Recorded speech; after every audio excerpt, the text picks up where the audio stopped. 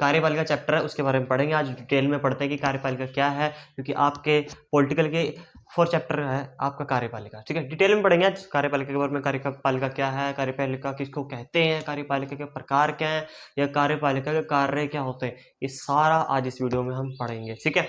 तो शुरुआत करते हैं, पहले जो वर्ड है आपका कार्यपालिका, मेन तो चीज यही है ना कि ये वर्ड ही क्या है, कार्यपालिका, ये वर्ड पता होना चाहिए। देखो, कार्यपालिका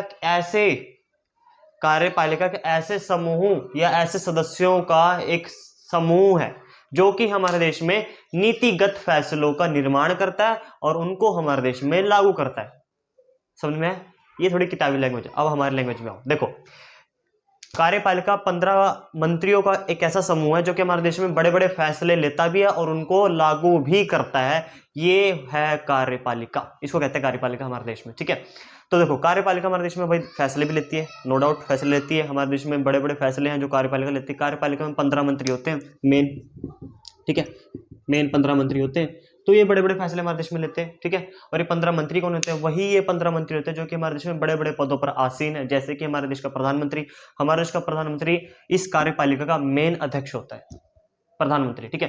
तो इसमें और भी मंत्री होते हैं, जैसे आपका सड़क मंत्री हो गया, रेलवे का मंत्री हो गया, ठीक है, गृह मंत्री, रक्षा मंत्री, ये सारे मंत्री हमारे कार्यपालिका के अंडर आते हैं और कार्यपालिका को चलाने का काम इन्हीं का होता है, 15 मंत्रियों का, ठीक है। तो ये कार्यपालिका है, मैंने आपको परिभाषा बता दी। अब मेन बात आती है कार्यपालिका के प्रकार कितने।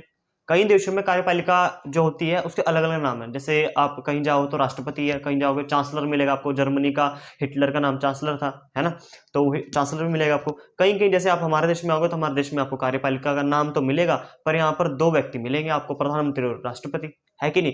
तो कार्यपालिका के प्रकार देखते हैं कितने हैं। बहुत सारे प्रकार वैसे तो, लेकिन हम यहाँ पर सिर्फ 3 प्रकारों की बात करेंगे, ठीक है। 3 प्रकार की कार्यपालिका के प्रकार कितने हैं, ठीक है। तो 3 प्रकार की कार्यपालिका होती है। पहली जो प्रकार है वो है आपका अध्यक्षात्मक, अध्यक्षात्मक, ठीक है। अर्ध अध्यक्षात्मक। तीसरी है संसदीय व्यवस्था। अब आप तीनों में से आप खुद बताओगे, जब मैं आपको पढ़ाऊंगा ना तो आप खुद बताओगे कि हमारे देश में इसमें कौन सी व्यवस्था लागू है, आप बताना मुझे, ठीक है। पहले बात कर लेते हैं पहले बात करते हैं अध्यक्षात्मक की। अध्यक्षात्मक व्यवस्था एक ऐसी व्यवस्था है जिसमें कि सरकार का प्रमुख एक राष्ट्रपति होता है, सारी शक्तियां उस राष्ट्रपति के अंडर होती हैं, ठीक है ना। सरकार का प्रमुख होता है, एक ही व्यक्ति, है ना, सरकार का प्रमुख है, ठीक है। राष्ट्रपति,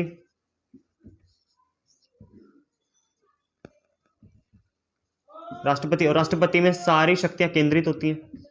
केंद्रित मतलब उसी के हाथ में होती है, ये शक्तियां होती हैं, ये राष्ट्रपति, ठीक है।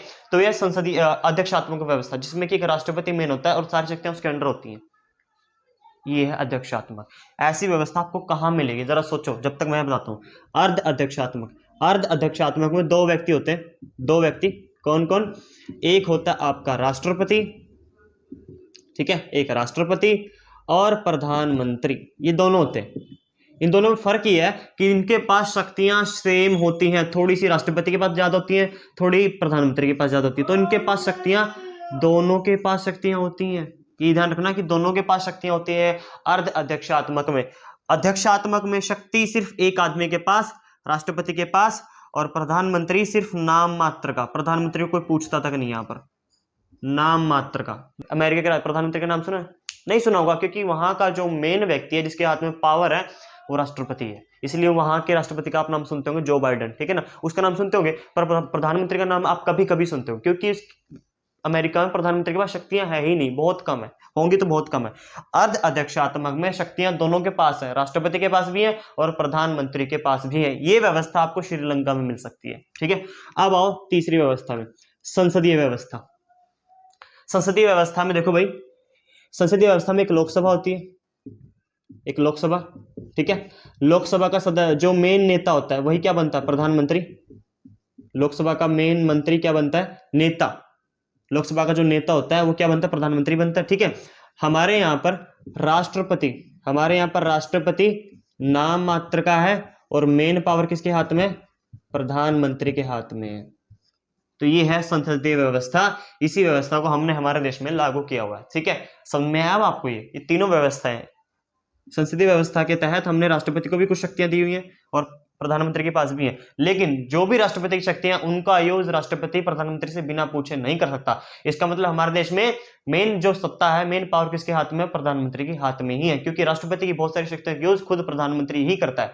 और हमारे देश में जो भी कोई नीति निर्माण होती है या कोई बड़ा फैसला लिया जाता है तो राष्ट्रपति के नाम पर ही निकलता है। कोई फरमान निकालना, कोई अध्यादेश निकालना, कुछ भी अगर कुछ करना है हमारे देश में तो छोटे बड़े काम तो सारे राष्ट्रपति के नाम पर ही होते हैं, लेकिन मेन पावर प्रधानमंत्री के हाथ में। ठीक है, तो ये तीन व्यवस्थाएं हमारे पूरे देश में, पूरे वर्ल्ड में तीन व्यवस्था पाई जाती है। उन तीनों व्यवस्थाओं को मैंने आपको बता दिया कौन कौन सी व्यवस्था मेन है। ठीक है, अब हमारे देश पे आओ, संसदीय व्यवस्था पर।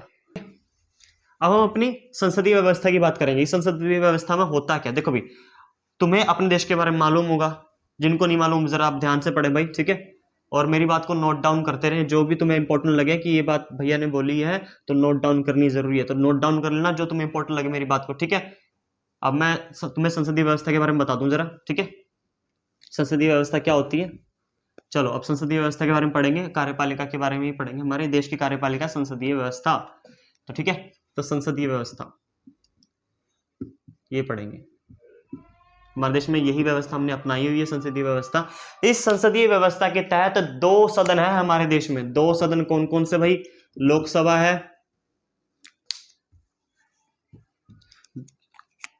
लोकसभा है और राज्यसभा है। ये दोनों सभाएं हैं हमारे देश में, दो सदन है, इसलिए हमारे देश को द्विसदनीय बोलते हैं। हमारी इस व्यवस्था को द्विसदनीय व्यवस्था भी बोलते हैं। ठीक है, जैसे लोकसभा में अगर हम जाते हैं तो हमें कितने सदस्य मिलेंगे? 545 या 43, कहीं कहीं पे आपको 43 मिलेंगे, कहीं कहीं 45 मिलेंगे, तो लिख लेना। राज्यसभा के सदस्य हैं वो कितने होते हैं? 245 या 243 हो सकता है कहीं कहीं। ठीक है, तो बहुत सारी बुकों में 43 या 45 आप देख लेना। ठीक है, जो भी है, तो लोकसभा में 545 और राज्यसभा में 245। ठीक है, इनका कार्यकाल 5 साल के लिए, जो कि आपको पता ही है। इनका कार्यकाल 6 साल के लिए, ये ध्यान रखना। राज्यसभा के जो सदस्य हैं उनका कार्यकाल 6 साल के लिए होता है, 5 साल के लिए नहीं होता। ठीक है, लोकसभा और राज्यसभा, इन दोनों में से जो बड़ा सदन है वो आपका राज्यसभा है। उच्च सदन इसको बोलते हैं, उच्च सदन है। ठीक है, निम्न सदन ये आपका निम्न सदन। ठीक है, इन दोनों सदनों में से जिसको भंग किया जा सकता है वो लोकसभा है। राज्यसभा को भंग नहीं किया जा सकता, क्योंकि इसमें हर 2 साल में नए व्यक्ति चुनकर आते हैं। ये परमानेंट व्यक्ति नहीं होते, लेकिन ये 5 साल के लिए परमानेंट है। इनको भंग किया जा सकता है, इनको भंग नहीं किया जा सकता, ये ध्यान रखना। ठीक है, लोकसभा को चलाने के लिए हमारे पूरे देश की, मतलब हमारे पूरे देश को चलाने के लिए एक लोकसभा ही तो है। ठीक है, लोकसभा को चलाने के लिए मतलब लोकसभा का जो मेन आदमी होता है वो होता है प्रधानमंत्री।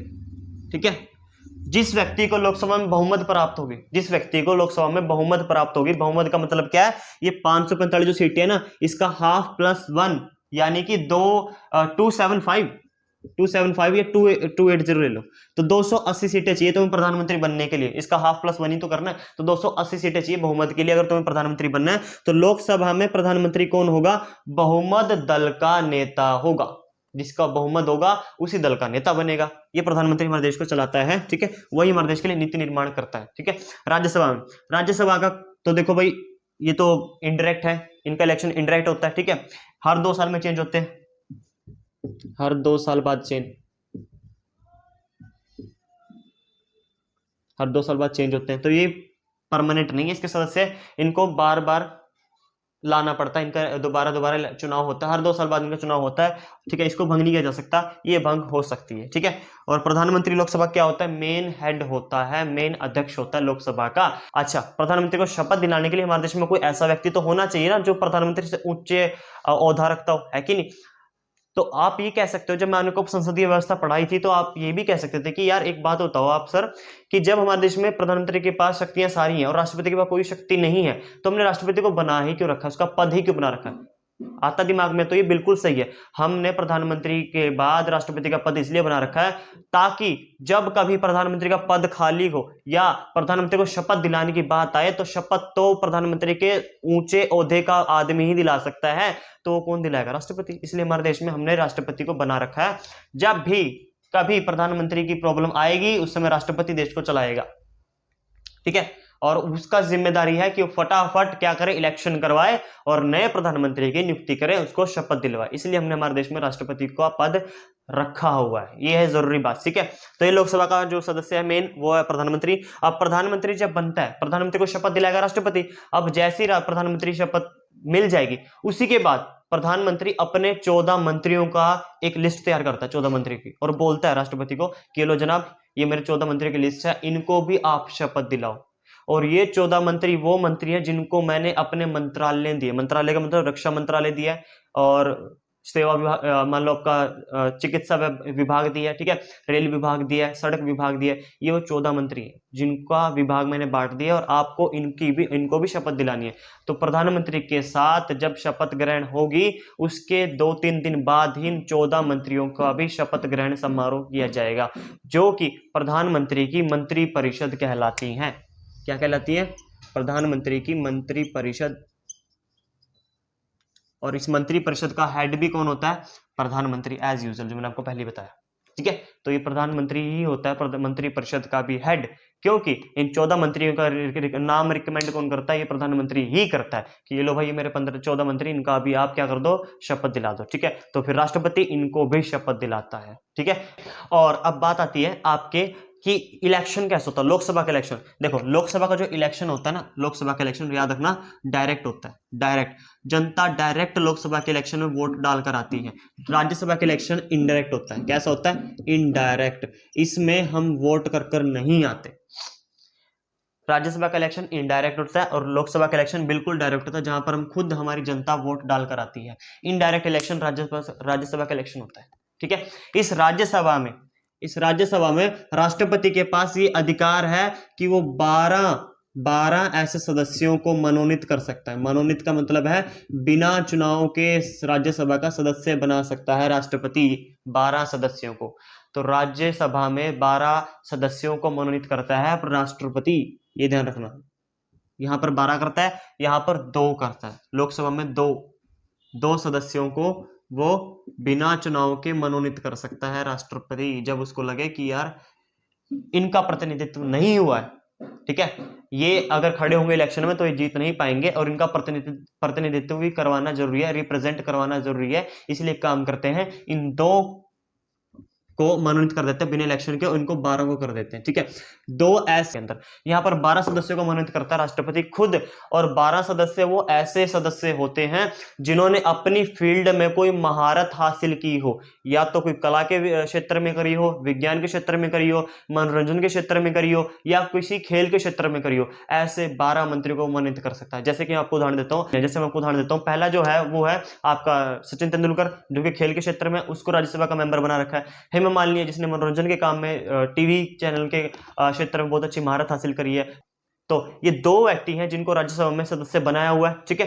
तो ऐसे बहुत सारे सदस्य होते हैं जिनको बनाया जाता है जिन्होंने अपनी फील्ड में कोई महारत हासिल करी होती है, तो ये वह ऐसी सदस्य, ठीक है। तो ये आपको बता दिया मैंने, ये पूरा का पूरा संसदीय व्यवस्था के बारे में। अब आपने एक बात नोटिस करोगे कि राष्ट्रपति की बात आ रही है हर जगह। प्रधानमंत्री के शपथ ग्रहण में भी 14 मंत्रियों के शपथ ग्रहण में भी बात आई है, ठीक है। ये 12 सदस्यों को मनोनीत करने के में भी बात आई है राष्ट्रपति की, और यहाँ 2 सदस्यों को मनोनीत करने में भी बात आई है राष्ट्रपति की।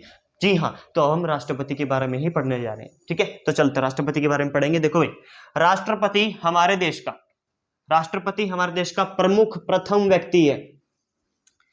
प्रमुख प्रथम व्यक्ति। सारे विधायी का मतलब जितने भी भारत में काम होंगे वो राष्ट्रपति के नाम पर ही होंगे। सारे विधायी काम उसी के नाम पर होंगे। हमारे देश में राष्ट्रपति प्रथम व्यक्ति है हमारे देश में, ठीक है, याद रखना मेरी बात को। तो राष्ट्रपति के लिए हमने हमारे संविधान के 52 आर्टिकल, कौन से आर्टिकल? आर्टिकल 52 में व्यवस्था करी है कि भारत का एक प्रमुख व्यक्ति होगा,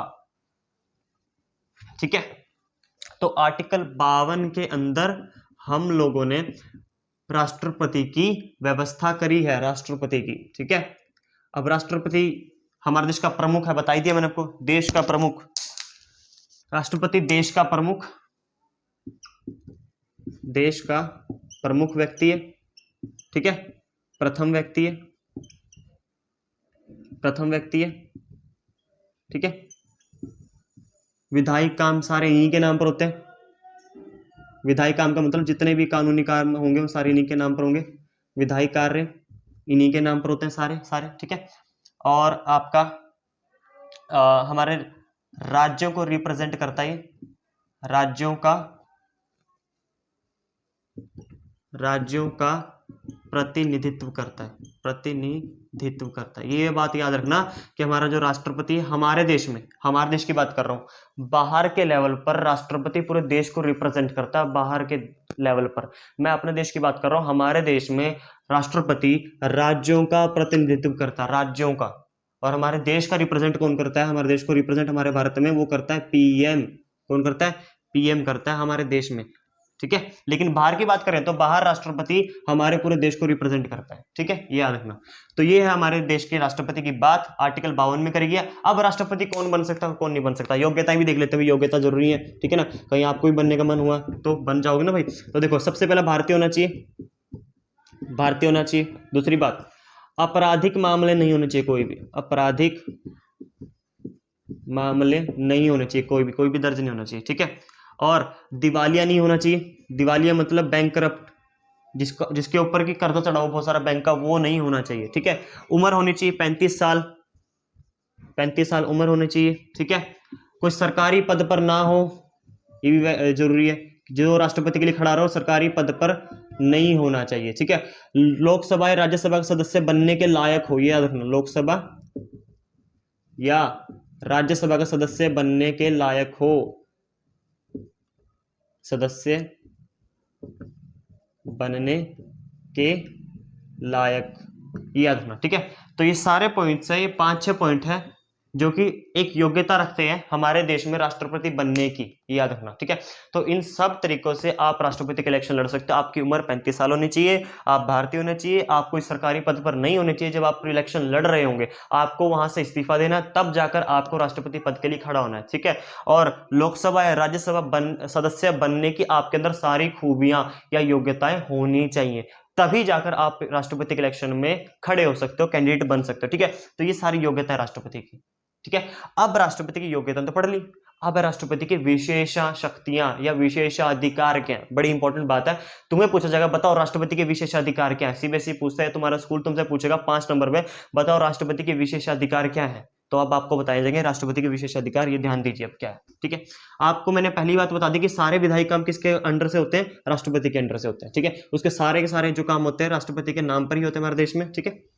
और अगर कोई भी बिल लाया जाता है, मान लो संसद कोई भी बिल लाती है, तो उस बिल को आखिरी जुमला या आखिरी कानून बनने के लिए हमारे देश में जिसके सिग्नेचर चाहिए वो राष्ट्रपति है, क्योंकि विधायी काम उसके अंडर से हो रहे हैं, उसके नाम पर हो रहे हैं, तो उसके सिग्नेचर तो जरूरी है, ठीक है। तो अब उसके पास ऐसे बहुत सारे अधिकार हैं, वो अधिकार देख लेते हैं। सबसे पहला जो इसके सबसे बड़े अधिकार है वो है इसका एक है क्षमादान का अधिकार, ठीक है। दूसरा निषेधाधिकार, निषेधाधिकार। तीसरा है आपका पुनर्विचार, पुनर्विचार का अधिकार, ओके। क्षमादान का हो गया, निषेधाधिकार हो गया, पुनर्विचार का हो गया, ठीक है। हाँ, आपातकाल संबंधी, आपातकाल संबंधी शक्ति, ये भी है, बड़ी इंपॉर्टेंट है ये, ठीक है। और आपातकाल संबंधी शक्तियां भी है, समाधान का अधिकार है, निषेधाधिकार है, पुनर्विचार है, आपातकाल संबंधी शक्ति है इसकी पास, ठीक है।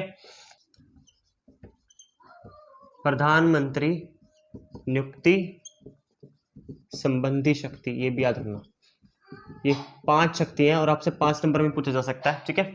तो आपकी बुक में से शायद 4 ही बताई है, 3 या 4 बताई है, मैंने आपके लिए 5 लाया हूं, ठीक है। तो 5 जरा ध्यान दीजिए भाई। देखो, विशेषा शक्ति मतलब विशेषा, ये लो मैं लिख देता हूं, विशेष शक्तियां, तो ये राष्ट्रपति के पास विशेष शक्तियां, या तो विशेष शक्तियां आ जाए या विवेक आ जाए, विवेक शब्द लिखा आ जाए, ठीक है, या शक्तियां आ जाए। इस सब बातों का मतलब एक ही है कि राष्ट्रपति की शक्तियां क्या है वो बताओ।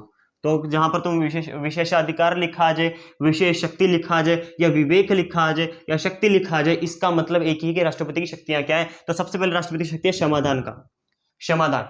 राष्ट्रपति के पास ये शक्ति है कि वो किसी भी व्यक्ति को, किसी भी व्यक्ति को, जिस व्यक्ति को हाई कोर्ट ने या सुप्रीम कोर्ट ने कोई बड़े मामले में, कोई बड़े या बड़े मामले में उसको बहुत बड़ी सजा दी है, या तो फांसी की सजा दी है या उम्र कैद की सजा दी है, तो उस सूरत में राष्ट्रपति उसकी समाधान कर सकता है, समाधान कर सकता है। उस समय सजा या तो कम कर सकता है या समाधान ही कर सकता है, पूरी क्षमा ही, पूरे सजा को कम कर सकता है, ठीक है, या फिर उसे मना कर सकता है, मना भी कर सकता है, ठीक है, ठीक है, याद रखना। निषेधाधिकार क्या? निषेधाधिकार का मतलब है कि जब संसद कोई भी बिल बनाती है, जब संसद कोई बिल बनाती है ना भाई, तो बिल को कानून बनने के लिए राष्ट्रपति के सिग्नेचर चाहिए होते हैं, राष्ट्रपति के सिग्नेचर, ठीक है। तो जब भी राष्ट्रपति को लगे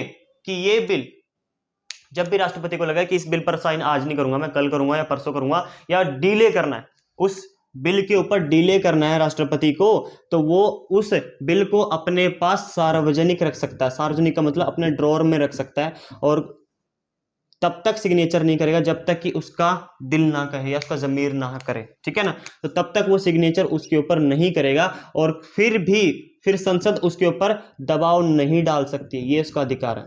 संसद उसके ऊपर दबाव नहीं डाल सकती कि आपने इस पर सिग्नेचर क्यों नहीं किए। तो क्या है आपका दूसरा अधिकार निषेधाधिकार में, कि राष्ट्रपति के पास दूसरा निषेधाधिकार ऐसा अधिकार है जिसके की अंतर्गत संसद अगर कोई बिल पारित कर भेज रही है, तो राष्ट्रपति उस बिल को अपने पास जब तक चाहे सार्वजनिक रख सकता है। सार्वजनिक का मतलब अपने पास रख सकता है, और संसद उसके ऊपर दबाव नहीं बना सकती सिग्नेचर करने के लिए। यह है दूसरा अधिकार, समझ में आपको। चलो तीसरे, पुनर्विचार। यही बिल बड़ा ही है। अगर मान लो राष्ट्रपति को लगता नहीं यार बिल में कुछ खामियां या कुछ गलतियां हैं जो कि नहीं होनी चाहिए थी, तो राष्ट्रपति उस बिल को वापस संसद में भेज सकता है। वापस कहां भेजेगा? संसद भेजेगा, और क्या बोलेगा कि इस बिल पर दोबारा विचार करो, संसद में दोबारा भेज सकता है। और राष्ट्रपति का ये बात बोलना अपने आप में बहुत बड़ी बात है कि इस पर पुनर्विचार करो, ठीक है। तो जब भी राष्ट्रपति को लगा कि ये बिल लोकहित में नहीं बना, या वो देश के संविधान के अकॉर्डिंग नहीं बना, उसके अंतर्गत नहीं बना, तो उस सूरत में राष्ट्रपति उस बिल को दोबारा संसद में भेज सकता है और कह सकता है कि इस बिल के ऊपर दोबारा पुनर्विचार करो। तो उस सूरत में उसके ऊपर पुनर्विचार किया जाता है। मगर अगर वही बिल दोबारा संसद ने पारित कर दोबारा भेज दिया, उस सूरत में राष्ट्रपति को उस बिल के ऊपर सिग्नेचर करने ही पड़ेंगे। अगर दोबारा संसद ने वही बिल पारित कर भेज दिए, तब राष्ट्रपति को सिग्नेचर करने ही पड़ेंगे, ठीक है। तो ये पुनर्विचार का अधिकार है उसके पास। ये पुनर्विचार करने के लिए कह सकता है संसद को भी इस पे पुनर्विचार करो, ठीक है। फिर आपातकाल संबंधी अधिकार। आपातकाल संबंधी मतलब हमारे देश में राष्ट्रपति को हमने आपातकाल संबंधी अधिकार या विशेष शक्तियां भी दी है। ये उस सूरत में, किस सूरत में? जब राष्ट्रपति को लगे कि देश संविधान के अकॉर्डिंग नहीं चल रहा है, उस सूरत में राष्ट्रपति अपने विवेक का अधिकार या विशेष शक्तियों का यूज कर देश में राष्ट्रपति शासन या राष्ट्रीय आपातकाल या वित्तीय आपातकाल की घोषणा कर सकता है। जी हाँ, संविधान ने हमारे राष्ट्रपति को 3 तरह के आपातकाल दे रखे हैं। पहला आपका राष्ट्रीय आपातकाल, जो पूरे देश में लगाया जाता है, आपातकाल जो पूरे देश में लगाया जाता है। दूसरा आपातकाल आपका राष्ट्रपति शासन। कौन सा है? राष्ट्रपति शासन। इनके बारे में आगे डीप में पढ़ेंगे, अभी नहीं पढ़ेंगे, सिर्फ इनके नाम बता दूं आपको। और तीसरा वित्तीय आपातकाल, मतलब जब पैसों की तंगी हो जाती है भारत में, तब वित्तीय आपातकाल लगाया जा सकता है। भारत में पैसों की तंगी कब हुई थी? कोरोना में। तब लगाने की सोचा था लेकिन तब लग नहीं पाया था, तो नई बात नहीं बनी उस समय, ठीक है।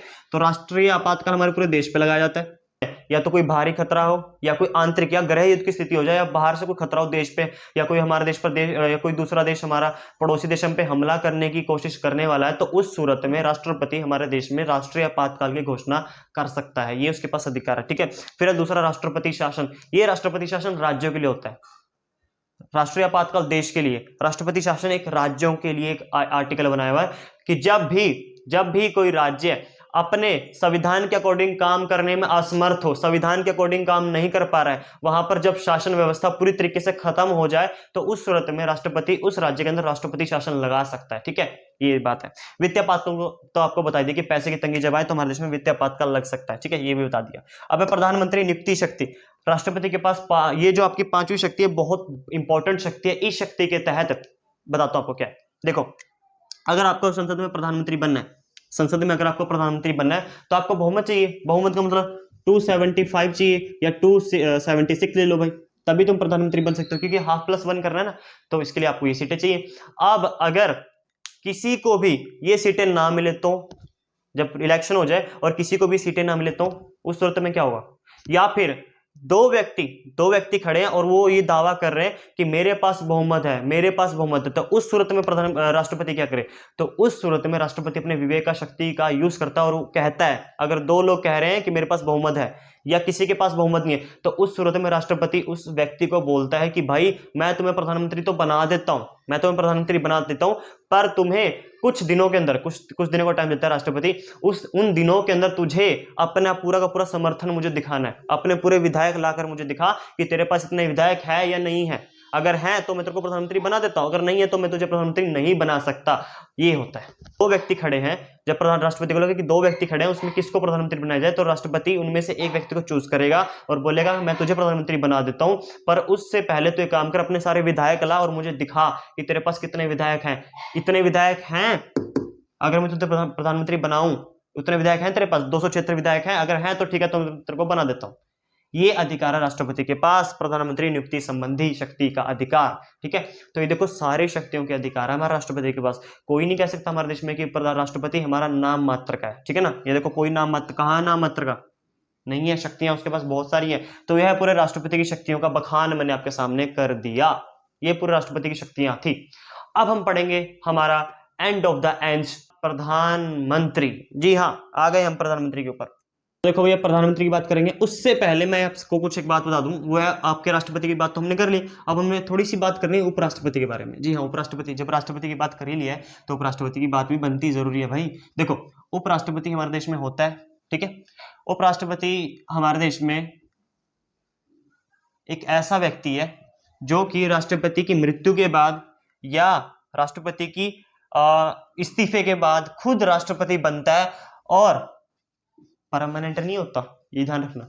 हमारे देश में उपराष्ट्रपति जो है वो प्रधानमंत्री राष्ट्रपति के मरने के बाद या उसकी मृत्यु के बाद या उसके इस्तीफे के बाद खुद राष्ट्रपति बनता तो है, लेकिन परमानेंट नहीं बनता।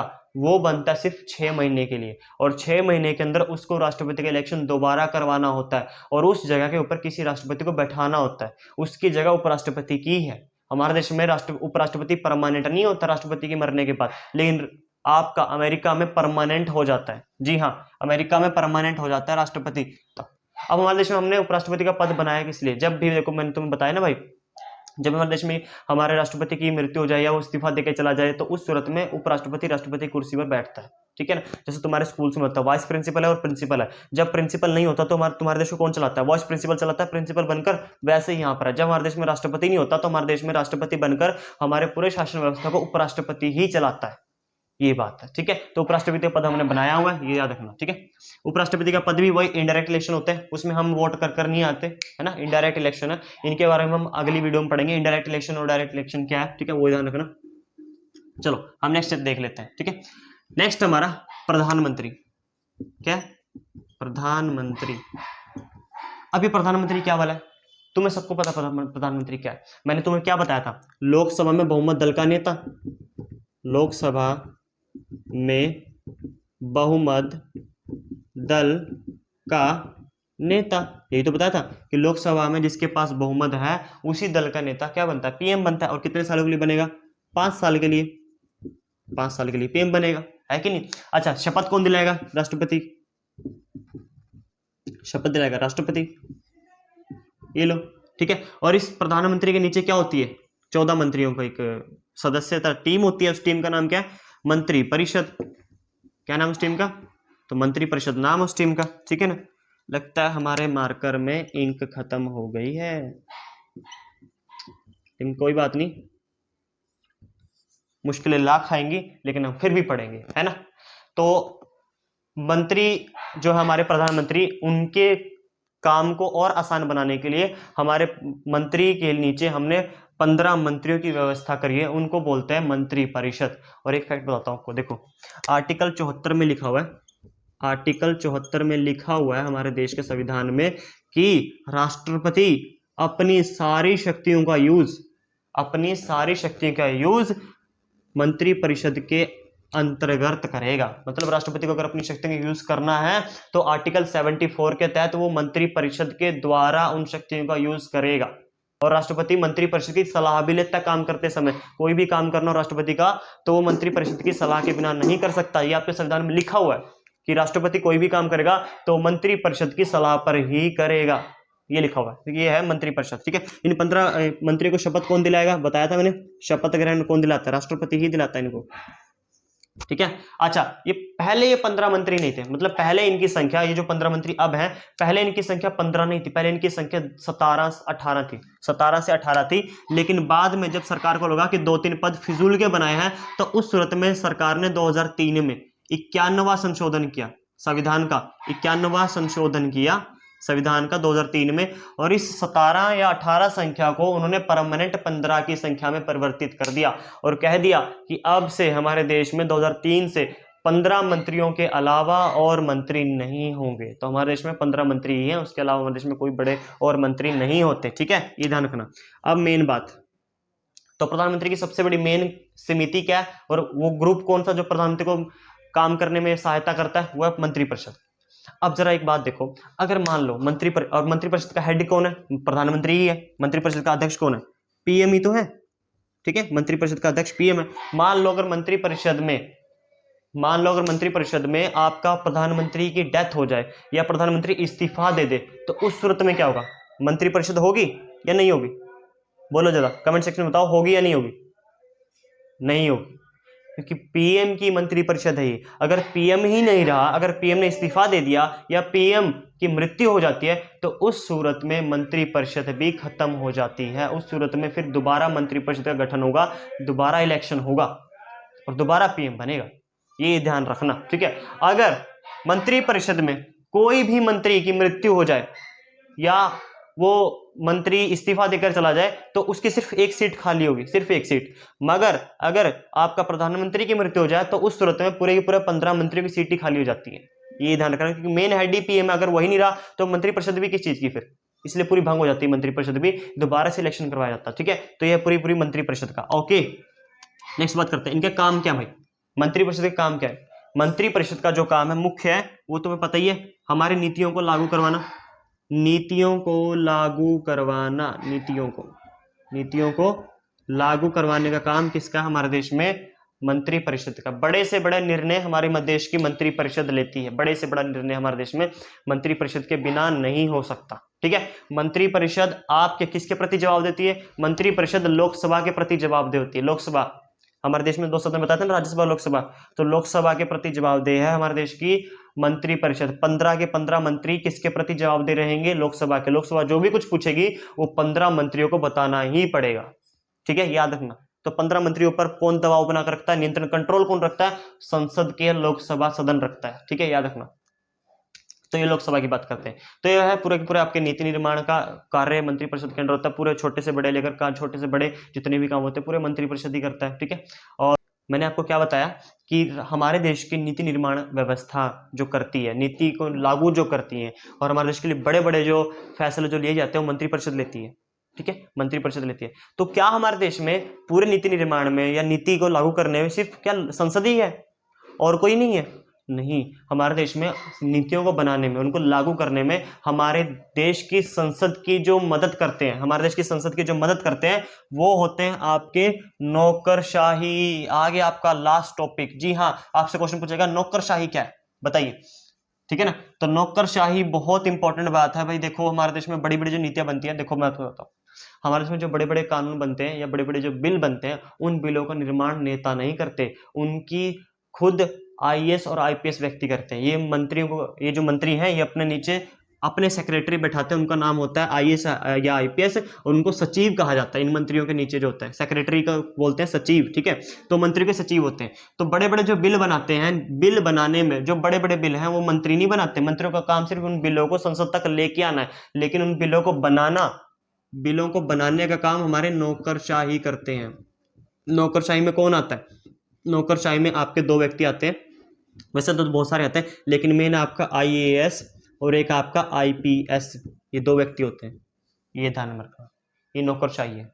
क्या काम करते हैं ये लोग, नीति निर्माण में, नीति निर्माण में महत्वपूर्ण भूमिका निभाते हैं, नीति निर्माण में महत्वपूर्ण भूमिका निभाते हैं। और क्या करते हैं, देश को चलाने में महत्वपूर्ण भूमिका, देश के विकास में महत्वपूर्ण भूमिका निभाते हैं। ये भी याद रखना, देश के विकास में भी महत्वपूर्ण भूमिका को निभाते हैं। नौकरशाही, अच्छा नौकरशाही बनते कैसे हैं, ये भी इंपॉर्टेंट बात है, कैसे बनते हैं। तो नौकरशाही बनने के लिए अगर आपको आईएएस आईपीएस बनना है तो उसके लिए हमारे देश में एक बड़ी व्यवस्था है जिसको बोलते हैं हम, एक बड़ी संस्था है जिसका काम है इन लोगों को चुनना, उसका नाम है यूपीएससी। यूपीएससी, यूपीएससी का मतलब संघ लोक सेवा आयोग। क्या है, संघ लोक सेवा आयोग। ये व्यवस्था हमारे देश में जो कि आईएएस और आईपीएस को चुनती है और हमारे देश के बड़े बड़े नीतियों के फैसले लेने में महत्वपूर्ण भूमिका निभाते हैं ये लोग, आईएएस और आईपीएस। ठीक है, तो जो भी संघ लोक सेवा आयोग को क्रैक करता है या क्लियर करता है वो व्यक्ति पूरे देश में, ऑल ओवर इंडिया में कहीं भी पोस्टिंग किया जा सकता है, कहीं भी पोस्ट किया जा सकता है, ये ध्यान रखना, या तो आईएएस हो या आईपीएस हो, कहीं भी पोस्ट किया जा सकता है। ठीक है, और इसमें बनता क्या है, सिर्फ आईएएस तो बने, आईएएस पोस्ट थोड़ी है, आईएएस बने हम तो आईए पोस्ट क्या मिलेगी आपको, पोस्ट मिलेगी आपको कलेक्टर की, कलेक्टर की। और हमारे देश में सबसे बड़ी जो पोस्ट है केंद्र पे, मतलब केंद्र के स्तर पर, वह सचिव की, सचिव की। सचिव एक ऐसा पद है जो कि हमारे देश में प्रधानमंत्री के बिल्कुल करीब होता है और प्रधानमंत्री 2600 बार फोन करता है एक सचिव को। ठीक है ना, प्रधानमंत्री के अपने खुद सचिव है ना बहुत सारे, तो उन सचिवों में मेन सचिव होता है, तो वो अगर वो कोई सचिव बनता है तो वो पावर में बहुत पावर होती है उसके अंदर, उस सचिव के अंदर बहुत ज्यादा। तो सचिव एंड का है। ठीक है, और शुरुआत में यहाँ पर कौन बनता है, कलेक्टर बनता है। एकदम निम्न जो इसका स्तर है इसका आपका आईएएस व्यवस्था का वो है कलेक्टर, और जो उच्चतर स्तर है वो है पूरे देश का सचिव, ये ध्यान रखना। तो ये उच्चतर स्तर है, ये निम्न स्तर है जहां पर आप शुरुआत करते हो अपने करियर की। आईएएस बनकर आप सीधा कलेक्टर बनते हो, वैसे तो एसडीएम बनते हैं, एसडीएम के बाद कलेक्टर बनते हैं। ठीक है, लेकिन मेन जो आपका जो पायदान है वो कलेक्टर का ही है, आप कलेक्टर ही बनते हो। ठीक है, तो ये बात है। अब ये तो ही पूरे देश के स्तर पर, ठीक है ना, देश के स्तर पर मतलब ये जितने भी लोग चुने जाएंगे यूपीएससी के द्वारा पूरे देश में कहीं भी पोस्ट किए जा सकते हैं, या तो केंद्र में किए जा सकते हैं, ये राज्यों में भी किए जा सकते हैं, है ना। और इनकी व्यवस्था हमारे संविधान में करी गई है। ठीक है, अब जैसे केंद्र के स्तर पर तो है नौकरशाही, तो क्या राज्य के स्तर पर भी नौकरशाही है? जी हाँ, राज्यों के स्तर पर भी है। उनको हम बोलते हैं state public service commission, state public service commission, SPSC.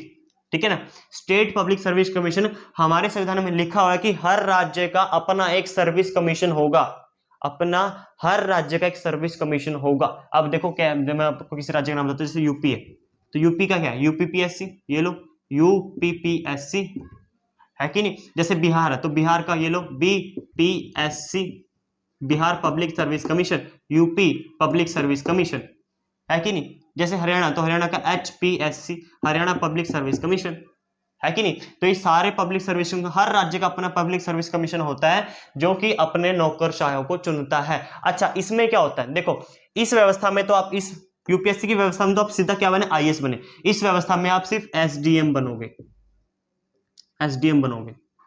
और आपकी किस्मत है कि आप अपनी जिंदगी में रहते हुए प्रमोशन ले लो आईएएस का, लेकिन इनको इतने जल्दी जल्दी प्रमोशन नहीं मिलता। प्रमोशन इनको बहुत जल्दी मिलता है, 2 साल में, 3 साल में। इनको प्रमोशन 25-30 साल के बाद मिलता है। तो शुरुआत में क्या बनते हैं, एसडीएम बनते हैं। तो 30 साल तो कंफर्म है कि 30 साल तक तो एसडीएम ही रहेंगे लोग। ठीक है, तो ये सिर्फ एसडीएम ही बनते हैं और ये ऑल ओवर इंडिया में नहीं होते, ये जिस राज्य से चुने गए हैं उसी राज्य में होते हैं, बस उसी राज्य में कहीं कहीं भेज दिए जाते हैं, इस क्षेत्र में, उस क्षेत्र में। ठीक है, बस। लेकिन अब जब आप यूपीएससी क्रैक करते हो तो उस हालत में आप पूरे ऑल ओवर पूरे वर्ल्ड इंडिया, ऑल ओवर पूरे इंडिया में कहीं भी भेजे जा सकते हो, किसी भी राज्य में। लेकिन जो यूपीपी है, कोई भी एसडीएम है तो वो उसी राज्य में पोस्टेड होगा जिस राज्य का उसने एग्जाम क्रैक किया है। तो ये सब लोग हैं जो आपके देश को चलाने में, हमारे देश को चलाने में महत्वपूर्ण भूमिका निभाते हैं, नेताओं के बाद, कार्यपालिका के बाद और आपके प्रधानमंत्री और मंत्रिपरिषद के बाद। ठीक है, यही मेन आदमी है। तो ये आपका पूरा का पूरा नौकरशाही व्यवस्था। ठीक है, कार्यकाल 60-65 साल तक का होता है और बिल्कुल कंफर्म होता है, ये बिल्कुल कंफर्म होता है। ठीक है, लोगों के लिए अगर ये कोई आईएएस है, कोई कलेक्टर बने हो किसी राज्य के अंदर, तो वहां पर जो बड़े बड़े फैसले होंगे राज्य के लिए वो सारे कलेक्टर लेगा। बड़े बड़े फैसले, नीतिगत फैसले जितने भी होंगे, या कोई नीतियां निर्माण करना है राज्य के अंदर, वो सारे की सारी नीतियों का निर्माण ये राज्य में जो भी नीतियां लागू होंगी उन सबका काम एक कलेक्टर ही करेगा, एक कलेक्टर ही करेगा। ठीक है, और ऐसे ही एसडीएम है, एसडीएम का काम भी उस राज्य में नीतियां निर्माण करना है, ठीक है, और नीतियों को लागू करवाना है। सरकार की जो पीछे से नीति आ रही है उन सबको अच्छे से लागू करवाना है, लोगों तक पहुंचाना है, लोगों तक पहुंच करनी है। ये फील्ड में उतरते हैं, दोनों फील्ड में होते हैं, मतलब नीचे के स्तर तक जाते हैं, लोगों के साथ मिलते हैं, उनसे बात करते हैं, उनकी प्रॉब्लम्स पूछते हैं, ठीक है, उनसे साथ इंटरेक्ट करते हैं। तो ये है वो सब, ठीक है, नौकरशाही। तो व्यवस्था पूरी खत्म है, यही नौकरशाही व्यवस्था। होपफुली मैं आशा करता हूं कि आपको ये पूरा चैप्टर क्लियर रहा होगा, ठीक है। क्लियर रहा होगा तो प्लीज मुझे कमेंट करिएगा कि आपको पूरा चैप्टर समझ में आया। मुझे लगता है कि आपको बिल्कुल समझ में आया होगा, ठीक है। बाकी और मिलता हूं मैं आपको अगली वीडियो में। जब तक वेट करिए आप हमारी अगली वीडियो का, हम जल्द आपके सामने हाजिर हो नई वीडियो के साथ, जल्द आएंगे आपके लिए, फिर से नई वीडियो लेकर आ रहे हैं। और जब तक के लिए जय हिंद।